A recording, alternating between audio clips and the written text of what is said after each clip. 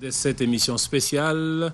Vous savez bien, 20 novembre 1989, 20 novembre 2014, cela fait exactement 25 ans depuis l'adoption par l'Assemblée générale des Nations unies de la Convention relative aux droits de l'enfant. Et les États africains, de leur part, ont adopté en juillet 1990 la Charte africaine de droits et du bien-être de l'enfant pour assurer sans doute une protection et porter un regard tout à fait particulier sur la situation critique des enfants à travers tous les continents. La République démocratique du Congo, à travers la Constitution du 18 février 2006, a à son article 123.16 s'est résolument engagé dans la voie de faire de la protection de l'enfant son cheval de bataille en adhérant à la Convention numéro 138 sur l'âge maximum d'admission à l'emploi et à la Convention 182 sur l'interdiction des pires formes de travail. Voilà,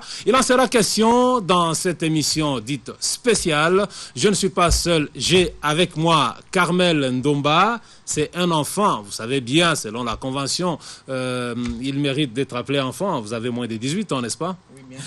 Voilà, Carmel sera face à Toumba Merveille. Bonjour Toumba Merveille. Bonjour. Toute souriante. Ouais. Toumba Merveille est aux côtés de Diana Mvunda. Apparemment, ça ne marche pas chez vous? Non, ça marche très bien. Très bien. Oui, très Vous me rassurez. Très très bien. Ah, vous savez qu'il y a des nombreux téléspectateurs qui vous suivent à travers le monde. Hein? Oui, Qu'est-ce que vous leur dites? Ben, je veux leur juste dire que de suivre cette émission avec attention, parce que nous voulons leur dire le message qui est très important concernant les enfants du monde, pas seulement du monde, mais tous les enfants de la RDC. Donc, Ça ne vient pas de moi, hein, ça vient de Diana Mvunda, un Oui, message spécial concernant les enfants, non seulement de la RDC, mais du monde tout entier. N'est-ce pas, Carmel? Oui, oui. c'est ça. Vous avez aussi un message particulier? Ouais, moi, le message particulier que j'aimerais donner aux enfants. Non, vous allez donner, c'est ça. Voilà, entre enfants, ça nous fait du bien. Aujourd'hui, donc, je venais de l'annoncer tout à l'heure, ça fait 25 ans que la Convention sur les droits des enfants a été adoptée. Est-ce une nécessité nécessitante pour qu'une journée soit consacrée aux droits des enfants, Carmel? Oui, en fait, quand on a eu la Première et la Deuxième Guerre mondiale, nous avons constaté que l'enfant était la principale victime. Donc il y avait de nombreux morts, les enfants étaient tellement vulnérables qu'on ne pouvait pas les laisser comme ça sans protection. C'est pour ça les États des Nations Unies se sont décidés le 20 novembre 1999 de signer la Convention relative aux droits de l'enfant. Pas Ouais. 99, c'est 89. 89. Ouais. Voilà. De signer la Convention relative aux droits de l'enfant pour protéger l'enfant contre les pires formes de violence et d'abus. Protéger l'enfant contre les formes de violence et d'abus. Nous allons y revenir. Toumba Merveille, Ouais. si je pouvais poser la même question, et c'était nécessaire qu'il y ait une journée consacrée, célébrée à travers le monde concernant les droits des enfants. Ok. Vraiment, il est très nécessaire de consacrer cette journée dédiée aux enfants, non seulement pour fêter l'an qui passe, mais c'est aussi pour voir comment est-ce que le pays évolue en domaine des enfants, comment est-ce que le pays s'accroît, comment est-ce que le pays aide les enfants à se développer. C'est ça, en fait, le but de cette journée. C'est le même point de vue que Diana Ndomba et Diana Mvunda. Ben, mon point de vue est que cette journée, le 20 novembre 2014, comme on l'avait dit, donc du 20 novembre 1989 au 20 novembre 2014 que nous sommes, ben, c'est une journée spéciale, comme je l'avais dit précédemment. Ben, cette journée est réservée seulement aux enfants, parce que nous avons constaté que pour notre pays, la RDC, ben, comment dirais-je, notre pays, la RDC avait ratifié, donc avec d'autres États, ben, pour que les enfants aussi reconnaissent leurs droits. Parce que moi, je sais que nous savons bien que l'homme aussi a ses droits. Ben, pourquoi pas les enfants aussi, les enfants aussi aient le droit. Donc, c'est un peu ça. Vous insistez beaucoup plus sur vos droits, vous en tant qu'enfant. Est-ce que nous pouvons peut-être faire le tour de table, connaître un peu quelques-uns de droits des enfants que vous ne cessez de chanter à tout bout de champ? Je commence par vous, Diana Mvunda. Les droits des enfants, c'est quoi en fait? Le droit de l'enfant, tout d'abord le droit. Le droit, c'est ce qui est... le droit est l'ensemble de règles destinées d'abord à mettre de l'ordre dans les relations des hommes. Bon, si nous disons le droit de l'enfant, c'est pour que les enfants, comme j'avais dit, que les enfants reconnaissent leurs droits. Pour que les enfants ne soient pas laissés, ou bien les enfants aient aussi la protection comme toute autre personne. Les enfants doivent être protégés, doivent être survivre comme d'autres personnes. Là, nous avons le principe des droits de l'enfant que nous allons y venir. Donc, c'est comme si, en vous entendant parler, c'est comme s'il y a une différence qui existe entre les droits de l'enfant et les droits des enfants. C'est la même chose ou c'est la même chose. C'est vraiment la même chose. Ah, le droit de l'enfant ou le droit des enfants? C'est la même chose. C'est la même chose. Oui, mais je voudrais ajouter, les enfants ont plusieurs droits. Par exemple, dans la C2, elle est subdivisée en 4 thèmes. Donc, survie, participation, protection et développement de l'enfant. Là, c'est selon l'UNICEF qui n'a retenu que ces 4 thèmes. Oui, mais ces 4 thèmes englobent principalement tous les droits des enfants. Ils sont dans ces 4 thèmes-là. Oui. Je voudrais rajouter pour en fait éclaircir tout le monde. C'est juste que l'enfant a plusieurs droits. Mais nous remarquons qu'il y a des droits tels que droit à manger, droit à dormir. Ce sont des droits où on peut les mettre ensemble dans un aspect ou un principe de choses. Par exemple, le droit du développement. À l'intérieur, nous allons trouver l'éducation. À l'intérieur, nous allons trouver plusieurs aspects. Mais ça fait partie du droit du développement. Droit de la survie à l'intérieur, il y a plusieurs choses à l'intérieur. Il y a la santé, il y a les manger, il y a tout. Oui, allons-y petit à petit. Comme disent les Quinois, mollo, mollo. Vous parlez de droit à la santé. Est-ce qu'aujourd'hui, l'enfant congolais bénéficie du droit à la santé? Je dirais qu'aujourd'hui, oui, bien sûr, mais ce n'est pas vraiment à force majeure. Je pourrais dire qu'il n'y a pas vraiment une grande puissance sur ces droits de santé.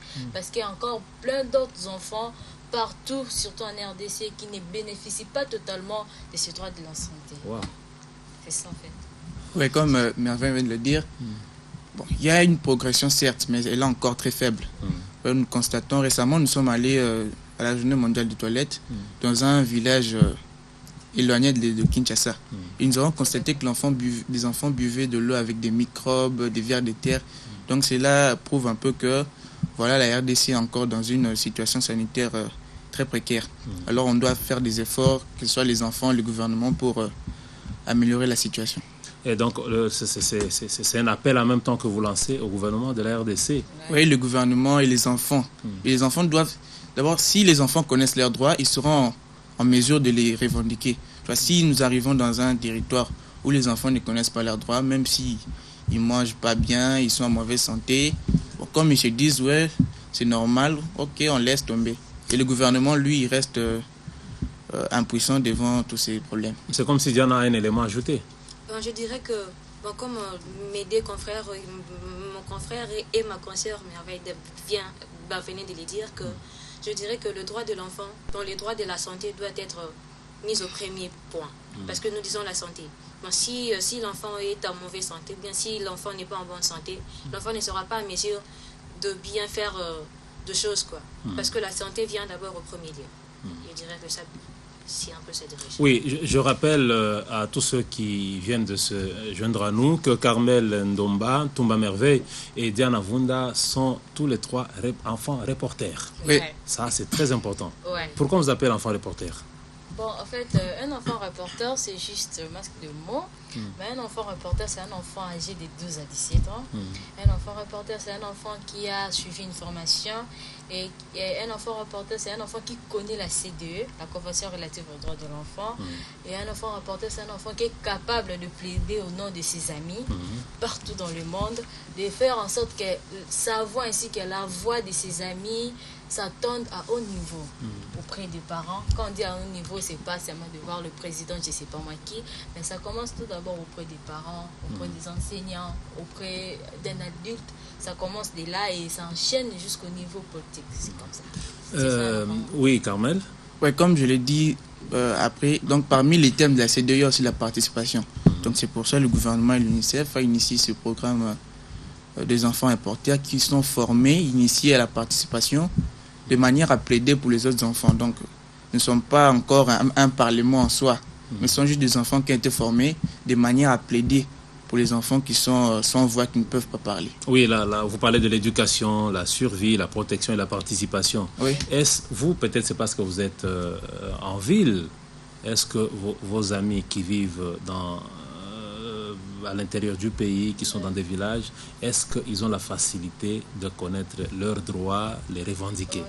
Je pourrais dire ceci, il n'y a pas bien longtemps, j'ai été au Bas-Congo, dans le cadre toujours de voir comment est-ce que mes amis en fait vivent, comment est-ce qu'elles sont leur vie, dans un village d'Imvouloul, où je dirais parfois qu'il y a peu nombre d'enfants qui connaissent les droits. C'est ça aussi le problème. Lorsque nous-mêmes nous ne connaissons pas de nos droits, c'est aussi difficile que c'est là que les autorités prennent conscience de cela.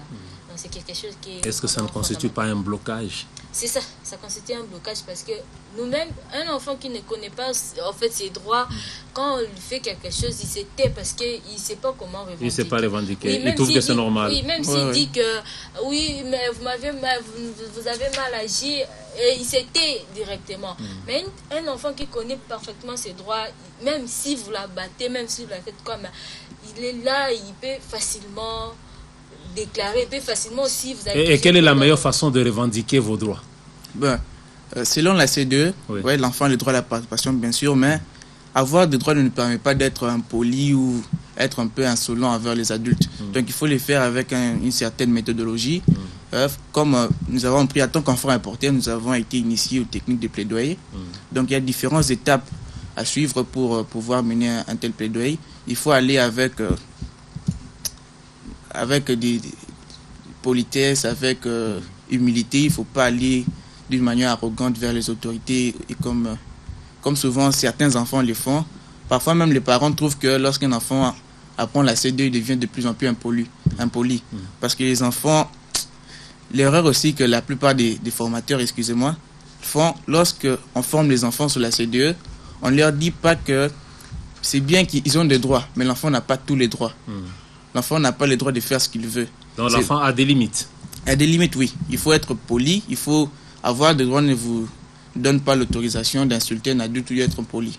Donc, et si un parent n'arrive pas à respecter le droit de l'enfant, l'enfant peut traduire ses parents en justice, au cas où ses parents n'arrivent pas. Je demande si c'est faisable. Ouais, c'est faisable. C'est ce que même j'allais rajouter juste après. C'est quand nous apprenons nos droits, c'est pas que nous puissions être impolis ou insolentes. C'est juste que poliment, tu peux dire à ton père, à ta soeur, je sais pas moi qui, que ce que tu m'as fait, c'est pas bien, regarde, ça peut m'amener à tel chose.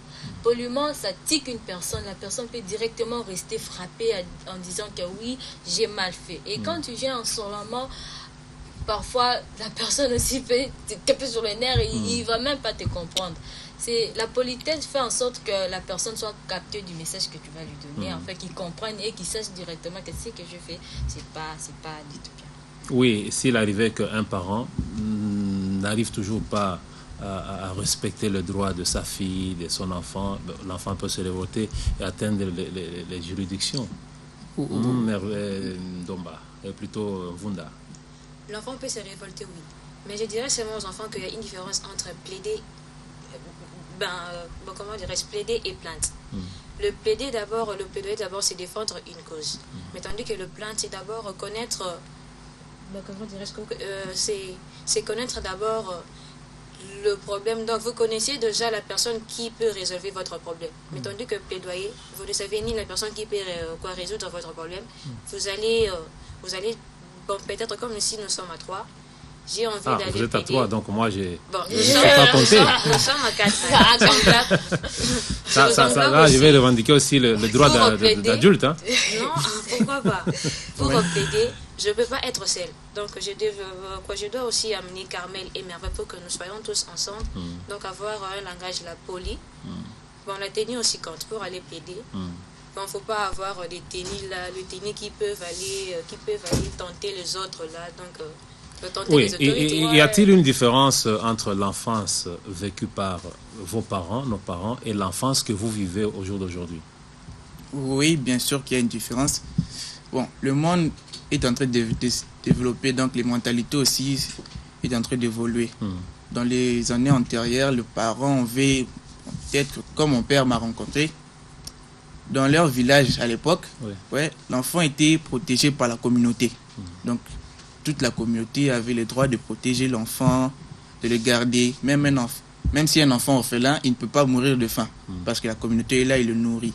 Alors qu'actuellement, c'est chacun pour soi, Dieu pour tous. Ah bon. Donc, C'est votre point de vue, un Toumba Merveille. Ouais, ça fait c'est ça aussi. À l'ancien temps, même aussi mon père m'a toujours dit ça, même le père du voisin ou sorte l'adulte de l'autre côté pourra mieux dire à l'enfant que ce que tu fais c'est pas bien. Arrête un peu de ce que tu es en train de faire. Mais actuellement, c'est pas vraiment le cas. Mais il y a aussi des particularités. Nous savons très bien que dans chaque règle de jeu, il y a toujours quelque chose. Des exceptions. Ouais.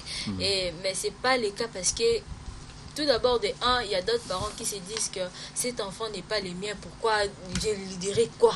Qu'est-ce qu'il va me dire? Mais c'est pas aussi bien parce que même si l'enfant est impoli, je dirais toujours qu'un parent est toujours supérieur. Même si l'enfant est très impoli, c'est vous toujours qui êtes là pour aider cet enfant à prendre le bon chemin, le bon jeu de la vie. Donc, à prendre conscience de ce qu'il est en train de faire. Ah oui? C'est le même point de vue. Ce point de vue, c'est dire que il y a vraiment, les parents ont vécu peut-être le beau temps qu'actuellement. Non. En fait, si aujourd'hui, moi je dis souvent, si aujourd'hui il y a un peu de désaccord, c'est... Et là, vous suivez avec nous les graphiques sur les objectifs du millénaire pour le développement parce que on en parle. Nous parlons effectivement de ça. Carmel nous a parlé de 4 objectifs, n'est-ce pas? Il y a l'éducation, la survie, la protection et la participation. Oui, Diana Mvunda, parce que tu avais la parole, tu disais que nos parents ont vécu le beau temps que vous aujourd'hui. Nos parents, bon, dirais-je que nos parents n'ont pas vraiment vécu le bon temps que nous ici. Parce que eux, d'abord, à l'époque, ne connaissaient pas. Bon, je ne sais pas si nos parents connaissaient aussi les droits. Je sais pas. Quand ils étaient enfants. Les droits de leur enfance. Oui, je ne sais pas s'ils connaissaient aussi leurs droits. Oui. Mais nous, aujourd'hui, comme nous connaissons nos droits, nous sommes différents d'eux. Et c'est ça un peu qui différencie l'époque et... Oui, je veux aussi dire, à l'époque, comme elle a dit, les parents n'étaient pas initiés à la participation au droit comme nous actuellement. À l'époque, c'était plutôt renfermé. Et à l'époque, le code de la famille autorisait les mariages précoces. À 15 ans, les mariages déjà pour les filles. Donc, ce qui n'est pas le cas actuellement.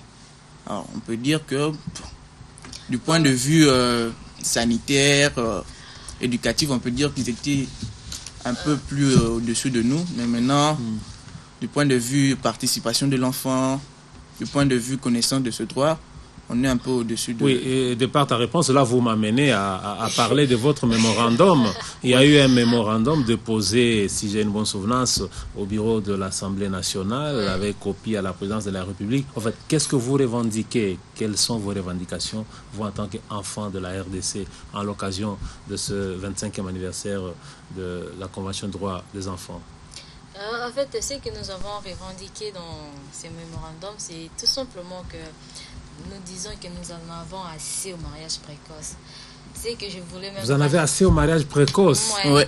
C'est pas une bonne chose. Non, c'est pas une bonne chose. Déjà à l'époque, nos parents, à 15 ans, ils avaient déjà des enfants à 16 ans. Nos parents étaient soumis de faire tout ce que leurs parents les disaient. En fait, et vous n'êtes pas soumise. Non. Donc vous êtes des enfants... Nous pouvons nous soumettre à de bonnes choses, pas à de mauvaises choses. Le mariage précoce, c'est pas une bonne chose. C'est pas une bonne chose. En quoi est-ce que c'est pas une bonne chose? Tout d'abord, le mariage précoce n'est pas une bonne chose parce que moi personnellement, j'ai consulté un psychologue qui m'a dit que à l'âge de 15 ans, c'est ce que même nos parents faisaient. À l'âge de 15 ans, il y a une fille qui s'est mariée, patati patata. Bien sûr, c'est la corpulence, mais ce n'est pas son aspect intellectuel. Là, son cerveau est encore plus petit. Et sur le plan médical, là, c'est sur le plan mental, tout comme ça. Mais sur le plan médical, il y a encore des effets. Parce que l'enfant, il n'y a pas encore... Donc, tout ce qu'il y a à l'intérieur d'elle ne se sont pas encore rajeunis, ne se sont pas encore développés comme il se doit. Donc là, vous rendez encore l'enfant malade. Imaginez une fille, moi j'ai dit une fille, non, un enfant qui est un enfant. Imaginez les deux enfants. Une fille mère. Oui, mais ils grandissent ensemble. Non, Ouais, non. c'est pas ça. C'est pas C'est du ça. tout. Il y a Diana Mvunda qui me dit c'est inconcevable. Qu'est-ce qui est inconcevable? Parce que vous le savez bien, nos parents, déjà, ils grandissaient avec nous. Hein, parce que vous trouvez une maman qui a été prise en mariage à 15 ans. À un moment donné, son enfant devient comme sa petite sœur, son petit frère. Mais je crois que c'est une meilleure façon de protéger les enfants, de les amener à bien grandir. Parce que si vous avez un enfant à 35 ans, 36 ans, vous risquez de mourir et laisser l'enfant dans la rue. Non. Vous ne trouvez pas que c'est une stratégie? Non, Bon. c'est pas ça. Faut mieux C'est pas ça. Moi, un je veux enfant. dire juste quelque chose. Oui.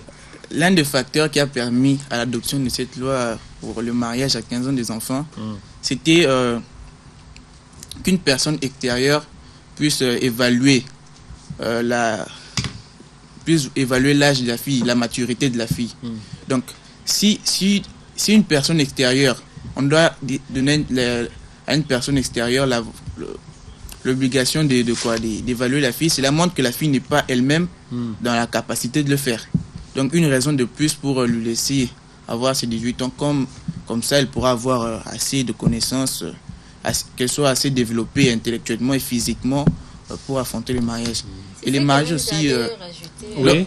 Juste ce que j'allais rajouter, c'est en fait qu'il y a eu bien longtemps notre pays, sous le patronat des Nations Unies, dans plusieurs pays, il y a eu que tout enfant à l'école, fille comme garçon. Comment pourrais-je dire que tout enfant à l'école, étant donné à 15 ans, une fille doit aller se marier, je ne sais pas où, doit aller gérer sa foyer. Pour agrandir la famille. Comment est-ce que cette fille pourra aller à l'école? Imaginez, je pars à l'école, je reviens, je suis fatiguée, j'ai telle chose, je dois faire les devoirs. Donc si je comprends bien, dans votre plaidoyer, vous luttez contre le mariage précoce. Oui, effectivement. Bon, si vous luttez contre le mariage précoce, acceptez quand même le mariage forcé, comme ça. Non, le mariage forcé, c'est encore pire. Même le mariage forcé, vous refusez. Non, on Pourquoi? refuse. Mais les mariages forcés... Vous êtes dans la maison des parents, vous ne voulez pas aller, non, vous mais ne voulez pas qu'on vous prenne en mariage, tout ça, mais on peut vous amener rapidement à vous. Non, mais il faut que la personne soit consentante. Lieu. Lorsqu'une personne va dans un mariage et qu'elle n'est pas consentante, il y a beaucoup de problèmes qui surviennent après. Si vous voyez aujourd'hui, il y a beaucoup de divorces, il y a beaucoup de maris qui se font tuer par leur femme, c'est à cause de ça. Mais si un mari est conscient, tu peux être dans ton mariage et puis le mari te fait étudier. Non. En fait, c'est quoi? Il y a plusieurs caractères qui nous permettent que nous puissions dire non à toutes ces pratiques. Mariage précoce, mariage forcé. Non. C'est quoi? Il y a tout d'abord allons sur le plan juridique. Oui. Notre pays a ratifié à plusieurs lois. Sur le plan international, national et local. Sur le plan international, nous avons la Convention relative aux droits de l'enfant. C'est ce que même que nous fêtons à ce jour. Et à l'intérieur de cette convention, il y a plusieurs articles qui disent strictement que l'enfant ne peut pas être marié avant ses 18 ans. 18 ans révolus, c'est-à-dire quand l'enfant a 18 ans, c'est pas que tu l'envoies directement au mariage, non. L'enfant a 18 ans, il passe son 18 ans tout entier et le premier jour de son anniversaire de 19 ans, là maintenant l'enfant est permis d'être marié. Si vous combattez le mariage précoce, vous combattez le mariage forcé, mais acceptez quand même que les filles qui ont 15-16 ans aient quand même des petits copains, juste, bon, c'est pas le mariage, juste avoir un petit copain. Oui, ça c'est acceptable, non? C'est interdit par la loi. Wow. C'est interdit. Que dit la loi à propos? Bon, les fiançailles et les mariages sont interdits, copinage et tout ça c'est interdit. Parce qu'une fille de 15 ans, elle doit être concentrée à ses études. Oui. Donc, pour pouvoir espérer un avenir meilleur, il faut qu'elle étudie. Donc le copinage et tout consort, ça peut l'amener à des grossesses précoces qui pourraient avoir un effet de conséquences graves sur sa santé, sur son moral et tout. Donc, Toumba Merveille, Diana Mvunda, vous refusez d'avoir des petits amis? Mais avoir des amis, c'est pas mal. Non, parce que généralement, à qui on dit toujours, on ne veut pas dire mon copain, on dit toujours, c'est un petit ami.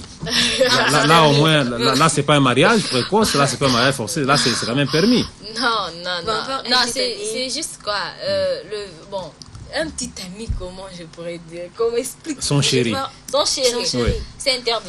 Ah, Ouais. ça aussi, Strictement c'est... interdit. Donc, mariage précoce interdit. Mariage forcé. Mariage forcé interdit. Interdit. Avoir son petit chéri, C'est interdit parce que vous rajoutez encore quelque chose de plus dans ton intelligence. Imagine que tu dois aller à l'école, tu dois faire tas de choses. Comment est-ce que tu pourras encore gérer, je sais pas, une autre relation? Imaginez un peu. Essayez un peu de mettre ça sur le Là, c'est parent, pour troubler pour votre mémoire, dirais-je. Ah, donc là, il faut se concentrer Il faut se aux concentrer études. aux études. Mais parce que nous parlons des études, il y a quand même à dire là-dedans. Aujourd'hui, il y a pratiquement une disparité entre les sexes dans l'enseignement. Vous trouvez que les garçons étudient plus que les filles, ou sinon, les garçons sont plus à l'école que les filles. Comment vous réagissez? Selon les statistiques, ouais, à l'entrée de l'école primaire, il y a plus de filles que de garçons. Donc la différence ne se voit que lorsque les élèves présentent le TENAFEP. En 6e année, il y a plus de garçons que de filles. Alors qu'à l'entrée, il y a plus de filles que de garçons. Comment expliquer Donc, ces phénomènes? Ça veut dire que pendant la première jusqu'à la 6e, il y a beaucoup d'abandon dû sûrement au manque de moyens, à la discrimination qu'ont souvent certains parents sur les questions de genre et tout ça. Et même au Les Oui. parents préfèrent Oui. à pousser les garçons à l'école parce qu'ils pensent que les garçons, oui, ils auront du travail, Et la fille ils n'est pas vont intelligente. donner de l'argent à la famille, alors que la fille, elle est bonne pour les ménages. C'est une bonne la cuisine. justification? en Diana, donc les parents qui disent, bon, j'ai 7 enfants, Ouais. il y a 5 filles et 2 garçons, autant Envoyer le envoyer les 2 garçons, les filles s'occupent un peu des ménages. Je crois que c'est quand même bien pour sauver la famille, non? Parce que les parents n'ont pas assez de moyens Mais pour... devant la loi, les Devant garçons la loi, et les filles les filles sont tous égaux. Donc, Waouh. Ouais. filles et garçons Nous sommes tous des Donc humains. doivent à être l'école. tous à l'école. Non, à l'école. écoute, nous sommes tous des humains. Oui. Lorsque je me déchire ici, il y a les sangs rouges qui coulent. Oui. Et lorsque Le même toi, sang que tu j'ai, sens- vous aussi, vous en Mais avez. moi, j'ai pas Donc, envie de me déchirer. Hein. Oh ouais, J'ai pas envie de me blesser, moi. C'est simple comme Ouais. image. Ah oui. Nous sommes tous des humains. Hmm. Tout simplement différents de, je sais pas, sexe ou comment, mais nous sommes tous des humains. Nous réfléchissons de la même manière. Donc la discrimination doit être bannie. doit être banni. Les filles et les garçons, tous à l'école. Tous à l'école. Mais il semble que les filles n'aiment pas trop les études. Non. Au contraire, c'est contraire. faux. Au contraire, ce sont les filles qui travaillent plus que les garçons dans des écoles. Pas nécessairement. Pas nécessairement même. Non, Pas nécessairement, on c'est veut ce pas que dire je ça. dis. Pas nécessairement. Non, moi je crois Non. que moi je suis avec Carmel parce que si nous allons dans les Pas écoles, nous trouvons nécessairement. qu'il y a plus de garçons que les filles. Oui, Bon, bon. en fait, je C'est voulais question dire une de- chose. Oui. Il y a au fait qu'au début, il y a aussi les filles qui commencent. Et juste après, il y a les Elles parents. abandonnent. Il y a Et les les parents abandons qui sont- n'ont pas assez de moyens pour finir, pour faire en Leur sorte cycle. que sa fille finisse jusqu'à la fin et la Mais fille il a les moyens pour les abandonne. garçons seulement. Mais bon, c'est ça aussi la mentalité de nos parents. Ils disent que non, avec le garçon, non, le garçon demain, il va m'aider. Et peut-être aussi ces garçons-là imaginent qu'ils épousent une femme là qui est méchante, qui veut pas t'aider, qui va t'aider maintenant. Maintenant, qu'est-ce que vous faites, enfants reporters, pour contraindre les parents à ne pas encourager la discrimination quant à l'enseignement? Bon, nous utilisons d'abord 2 moyens. Oui. Premièrement, c'est la sensibilisation à travers les émissions que nous faisons, notamment La Voix de l'enfant qui passe sur une chaîne nationale. Et aussi sur notre blog, le Ponabana, nous publions des articles pour encourager les parents à envoyer leurs filles à l'école. Deuxièmement, nous recourons aux décideurs à travers des plaidoyers que nous avons aux différents décideurs. Nous lançons des messages de manière à ce que le gouvernement prenne des précautions, des mesures nécessaires pour punir ces parents-là, pour les sanctionner, les parents qui ne veulent pas envoyer leurs filles à l'école. Et c'est également votre point de vue. Ouais, c'est en fait ça, c'est ce que nous faisons, nous les enfants reporters. En fait, nous touchons plusieurs canaux qui nous permettent à ce que le message soit transmis à la population, disons aux parents et ainsi qu'aux enfants. Nous touchons plusieurs canaux là. Nous Oui, touchons- on a longtemps parlé du Parlement, comité de Parlement des enfants. Où est-ce que vous en êtes? Ouais, bon. À ce niveau-ci, il y avait un arrêté interministériel qui devrait être signé par la ministre en charge du genre, famille et de l'enfant. C'est depuis 6 ans Et en celui fait, de qu'on parle l'EPSP. Donc 6 ans déjà, les comités et les parlements ne sont pas toujours mis en place. Nous entendons de voir, nous avons notamment fait un plaidoyer aujourd'hui dans notre mémorandum, nous avons parlé de ça. pour nous que entendons l'on puisse une réaction signer cet du- arrêté. Ouais. Oui, il faut une réaction du ministre. Nous attendons toujours, nous patientons. Et pourquoi le Parlement des enfants? Vous voulez faire la comparaison avec le Parlement? Non, c'est cas. Vous voulez quoi? C'est en fait... Et ils sont des adultes, ils sont tout le temps coincés dans leurs trucs, ils ont plusieurs affaires. Ils ne connaissent pas vraiment en profondeur ce qui est à nous. C'est nous qui vivons notre vie, c'est nous qui sommes conscients, c'est nous qui pouvons les aider à bien leur dire que ça c'est ce qui se passe, ça c'est ce que nous vivons chaque jour, c'est bien nous. Et au Parlement des enfants, notre première chose c'est que tout enfant soit réuni et que il y a un bloc des enfants réunis qui s'échangent, parce qu'on dit souvent que l'échange permet ainsi que une autre personne s'accroît. Donc le Parlement pour enfants, c'est un organe de protection sociale de l'enfant. Oui, c'est ça. S'échange sur tout le plan, en commençant au niveau communal jusqu'en menton. C'est pour que les enfants se mettent ensemble, ils s'échangent, qu'ils aillent auprès des décideurs pour leur dire que sur tel point, tel aspect, ça ne marche pas. Et voilà nos recommandations. Comme pour rappeler aussi à nos amis que ce que nous faisons, parfois ils peuvent dire que vous êtes là et vous ne faites rien n'échange depuis que vous avez commencé. C'est pas au fait ça. Tout simplement, nous allons dire qu'un plaidoyer, c'est un processus, donc ça prend du temps. Et nous disons que nous n'allons pas baisser les bras. Nous sommes là, en train tout simplement de secouer. Et nous savons très bien qu'il y aura un jour, ils vont répondre. Est-ce que vous avez un message particulier à adresser aux enfants et aux parents avant que l'on termine? Je commence par Carmel Ndomba. Moi, le message que je vais adresser aux parents d'abord, premièrement, c'est de chercher à connaître les droits des enfants.